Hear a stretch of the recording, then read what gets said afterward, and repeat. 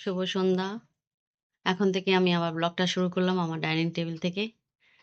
তো তোমরা কেমন আছো? আশা করি তোমরা সবাই ভালো আছো। আমিও ভালো আছি।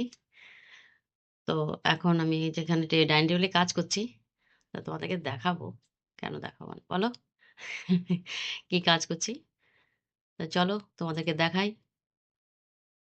কেকের জন্য বাদাম কাটা হচ্ছে। তারপরে এই যেখানে আছে চেরি, কিশমিশ, এই যে বাদাম, আর এখানে আছে মুরব্বা। এগুলো সব কেকে যাবে। তা সামনে আগামীকাল যাব সকালবেলা। তাই জন্য আজকে থেকে রাতে রেডি করে রাখছি। ঠিক আছে? এই দেখো। পরে আমি আসছি। ওকে। এই চেরি কাটা হয়েছে। এখন এই যে বললাম চেরি সব কাটা হয়ে গেছে অলরেডি। সব গুছানো।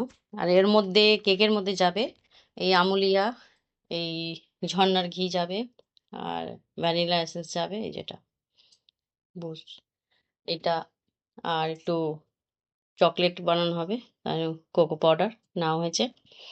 আর ব্যাগের মধ্যে আছে তোমার ওই যে চিনি, এগুলো আবার এই চালনি দিয়ে ছাঁকতে হবে এই ময়দাটা।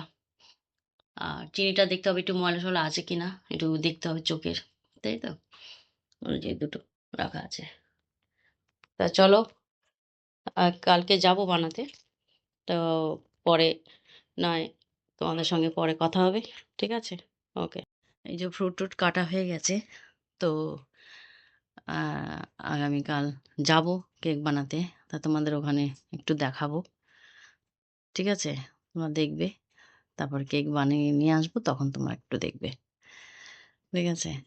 তো একটু এই ব্লগগুলো দিতে একটু দেরি হবে। তোমরা একটু মনে কিছু করো না। কেন, বাইরে ঘর সবই করতে হয় একার হাতে। আগেও বলেছি, এখনও বলছি।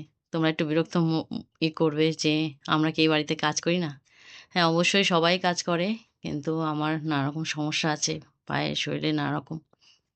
তার মধ্যে দিয়ে এই সংসারের সমস্ত দায়-দায়িত্ব আমার উপরেই। মানে আমাকে গুছাতে হবে, আমাকে সবকিছু করে বানিয়ে নিতে হবে। ঠিক আছে? যাই হোক, তা এখানে এখানে আমি ব্লগটা শেষ করব। তা তোমরা দেখতে থাকো। তাই পরে আবার সামনের এতে আমি আবার দেখাবো তোমাদেরকে কেক কেমন হয়েছে না হয়েছে। ঠিক আছে? তা চলো এখনকার মতন আমি এখানেই শেষ করব। ওকে, বাই, গুড নাইট এবং সুইট ড্রিম।